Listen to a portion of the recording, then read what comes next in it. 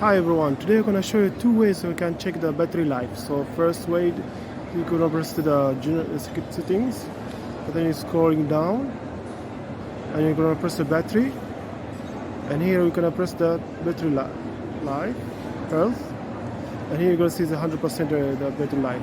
So the second way you can check it from here, Apple support.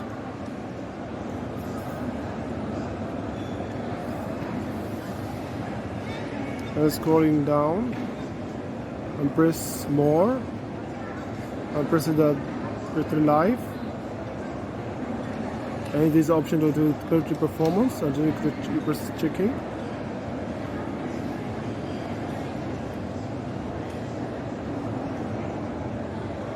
and here you can see the performance is normal, everything is okay. I can press continue. That's why this learn about everything here. So that's all for today.